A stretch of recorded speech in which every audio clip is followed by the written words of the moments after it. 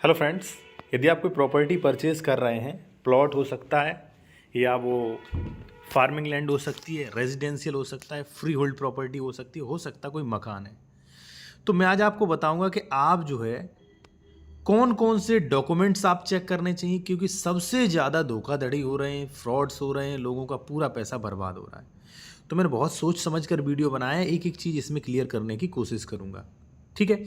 और यहाँ पे कुछ मैंने उदाहरण भी दिए हैं जो लोगों का पैसा गया, पूरी ज़मीन बर्बाद हो गई। यहाँ पे आप देख सकते हैं, अधिक विक्रय होने के कारण विक्रेता का विक्रय शेष नहीं बचता है, दाखिल खारिज पत्रावली कैंसिल, ये भी देख सकते हैं, ये भी पत्रावली कैंसिल।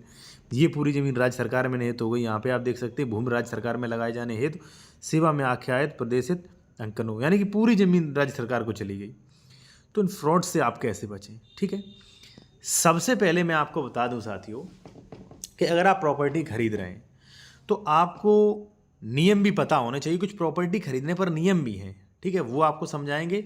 और कौन कौन से डॉक्यूमेंट्स चेक करें और डॉक्यूमेंट्स में क्या क्या वेरिफिकेशन होगा वो भी हम आपको बताएंगे। यहाँ पे देखिए, लगभग यहाँ पे कई चीज़ें, ठीक है, मैं गारंटी के साथ देता हूँ। अगर आपने मान लीजिए ये चीज़ें चेक कर ली, आप निश्चिंत रहें, कोई भी धोखाधड़ी नहीं होगी, ठीक है। चलिए मैं आपको समझाता हूँ। और देखिए, अगर आप लीगल एडवाइस, कोई बेहतर कानूनी सलाह लेना चाह रहे हैं, कोई ज़मीन खरीद रहे हैं उसके संबंध में डिस्कशन करना चाह रहे हैं, या आप कोई प्रॉपर्टी का डॉक्यूमेंट्स वेरिफिकेशन करवाना चाहते हैं, जैसे डबल रजिस्ट्री, अंश से अधिक विक्रय, जमीन सरकारी तो नहीं, विवादित तो नहीं है, ठीक है, तो विशेषज्ञ द्वारा चेक करवा सकते हैं। कॉन्टैक्ट नंबर वीडियो की डिस्क्रिप्शन में हमारा मिल जाएगा।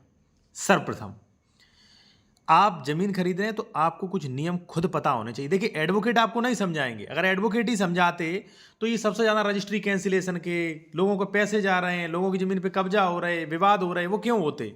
उन्होंने सीधा प्रथम एक बार देखा और तुरंत रजिस्ट्री कर दी। अब मैं आपको समझाता हूँ क्या देखें।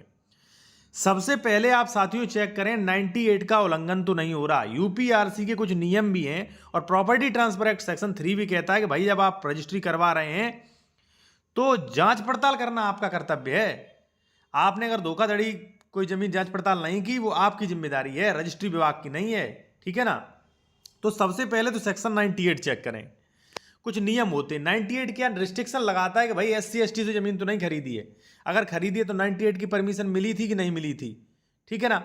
और कुछ अपवादित दशाओं में तो ये चेक करें कि भाई ये 98 का उल्लंघन तो नहीं हो रहा, उल्लंघन हुआ सीधा जमीन राज्य सरकार में जाएगी। ध्यान रखना, अभी मैंने उदाहरण दिया था। फर्स्ट। सेकंड, जो आप जमीन खरीद रहे हैं वो जमीन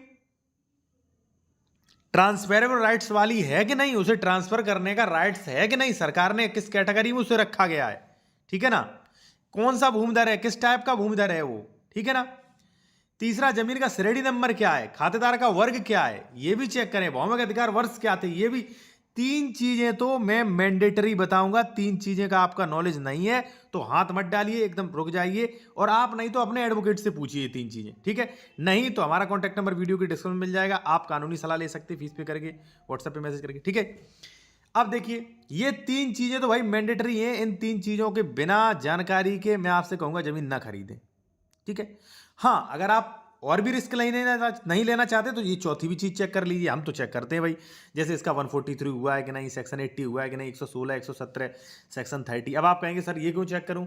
देखिए, जो विशेषज्ञ होते हैं, वो कानून के जानकार हैं, वो इन्हीं चीज़ों से पता लगा लेंगे कि भाई इस जमीन में भविष्य में विवाद पड़ेगा कि नहीं और कौन सा विवाद होगा, ठीक है ना। ये प्रक्रियाएं होती हैं, ये आप न चेक करें कोई दिक्कत नहीं, लेकिन तीन चीज़ें मैं कहूँगा भाई, तीन चीज़ें बिना चेक करें आप जमीन में मत हाथ डालना, पूरा पैसा बर्बाद हो जाएगा, ठीक है। ये चीज़ें चेक कर ली। आप चाहें तो ये भी चौथी चीज़ें चेक कर सकते हैं, मेरे द्वारा करवा सकते हैं, ठीक है। अब जब आपने इतना देख लिया, चलिए ठीक है, तो यानी कि जमीन खरीद सकते हैं। अब वो जमीन विवादित तो नहीं है, वो चेक करिए भाई। अब आप कहेंगे तो अभी तक आपने क्या बताया, क्यों टाइम पास किया। मैं आपको बता दूं, ये जो मैंने आपको बताए थे, ये यूपीआरसी के नियम है। सरकार ये कहती है कि ये जमीन नहीं खरीद सकती, ये जमीन नहीं खरीद सकती, ये जमीन नहीं खरीद सकती। आपने देख लिया, हाँ ये जमीन खरीद सकते, तो ये देखिए कि अब इस जमीन पे कोई लफड़ा, विवाद, डबल रजिस्ट्री, अंश से अधिक विक्रय, ये चीजें चेक कर लीजिए। तो ये चीजें मैं आपको बताता हूं क्या क्या चेक करें, ठीक है। वो नियम थे, प्रत्येक स्टेट के अलग अलग हो सकते हैं, ठीक है ना। जैसे उत्तराखंड का नियम है कि भाई आप कुछ क्राइटेरिया है कि उतना ही आप खरीद सकते हैं जमीन। तो पहले नियम देखें कि स्टेट के नियम क्या है, फिर आप डॉक्यूमेंट चेक करें, भाई इसका जमीन फर्जी तो नहीं है, नकली तो नहीं, वो चेक करें, ठीक है। चलिए मैं आपको बताता हूं। सबसे पहले तो ये देखिए, जमीन SC ST का तो नहीं है। SC ST का है तो भाई सोच समझ के खरीदें, कुछ अपवादित दशाओं में ही खरीद सकते हैं, या 98 का वो होना चाहिए आपके पास आदेश। ठीक है। खतौनी में जमीन की श्रेणी, जमीन संक्रमणीय है क्या संक्रमणीय, ये चेक करें। विक्रेता का सही नाम और पिता का नाम। अब आप कहेंगे ये कोई बताने वाली चीज नहीं, लेकिन ये बहुत बड़ी चीज है भाई एडवोकेट्स के लिए। क्यों? क्योंकि अगर विक्रेता के नाम में स्पेलिंग मिस्टेक हुआ, उसके सन ऑफ में मिस्टेक हुआ, उसका जो पता है उसमें मिस्टेक्स हो गया, तो आपका म्यूटेशन ही नहीं होगा, दाखिल खारिज नहीं होगा, आपको लाखों रुपए देने पड़ सकते हैं भाई।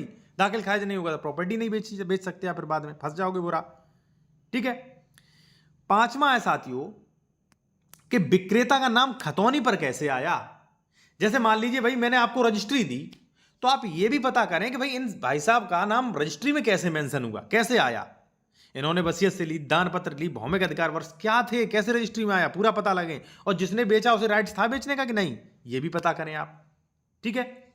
खतौनी पर कैसे आया ये चेक करें। ठीक है।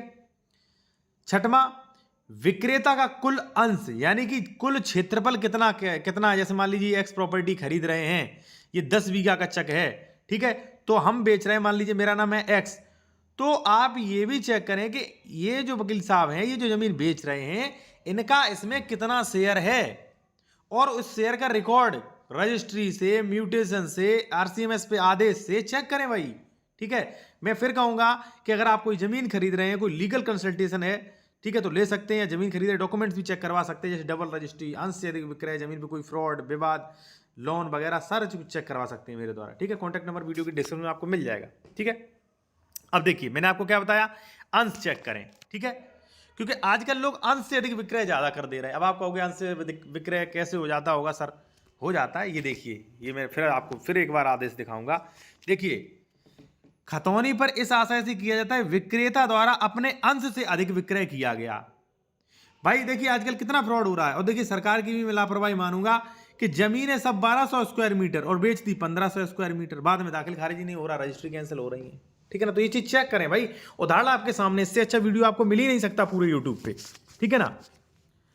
अब सातवां आप ये चेक करें कि विक्रेता ने कितना बेचा है और कितना बाकी है, ये कैलकुलेशन करें। आप नहीं कर सकते, देखिए हम तो भाई करते हैं, जो भी डॉक्यूमेंट चेक करवाते हैं लोग, हम तो करते हैं उनका कैलकुलेशन। ठीक है। और जब तक कैलकुलेशन में मुझे डाउट लगता है, मैं खरीदने के लिए हाँ नहीं बोलता हूँ। ठीक है ना। और आपसे भी कहूंगा कि आप मत खरीदें जब तक कैलकुलेशन आपका पूरा ना होगा। ठीक है। आप चाहे तो मेरे द्वारा भी चेक करवा सकते हैं, लीगल कंसल्टेशन ले सकते हैं। कॉन्टैक्ट नंबर वीडियो की डिस्क्रिप्शन में मेंशन किया गया है। ठीक है। अब देखिए यहां पे अगर देखिए पैतृक जमीन है तो उसमें भौमिक अधिकार वर्ष देखिए। ठीक है। और सार्वजनिक संपत्ति रजिस्टर में भी आप चेक कर सकते हैं, जमीन पूर्व में सरकारी तो नहीं रही, इसका कोई पार्ट सरकारी तो नहीं रहा है, आरक्षित जमीन तो नहीं है। ठीक है। और आकार पत्र 4145 भी आप देख सकते हैं। ठीक है। जो कि बहुत अच्छा डॉक्यूमेंट्स होता है। अब जमीन पैतृक नहीं है, मान लीजिए मैं आपको दे रहा हूं जमीन, तो आप पूछेंगे क्या आपकी पैतृक है? मैंने कहा नहीं पैतृक नहीं है। तो पैतृक नहीं है तो ट्रांसफर डीड दिखाइए, उसमें दान में मिली है भाई, वसीयत में मिली है, कैसे मिली है, और उस डीड का वेरिफिकेशन करिए सही है कि नहीं।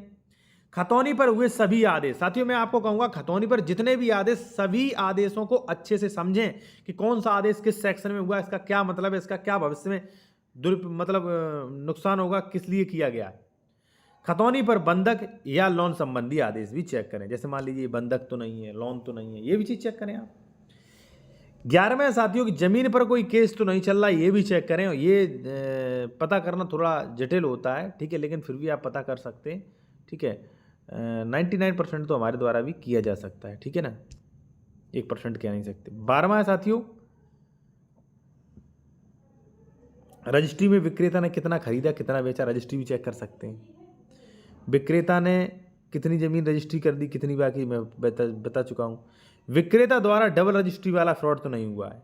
अब देखिए ये चीज साथियों और चेक करें कि भाई डबल रजिस्ट्री तो नहीं कर दी। अब देखिए लोग करते क्या है, मैं आपको बता दूं। ये हमारी प्रॉपर्टी थी गाटा संख्या 67, मैंने 2008 में आपको बेच दिया था। ठीक है। ध्यान रखना, समझना थोड़ा, आपको बेच दिया मैंने।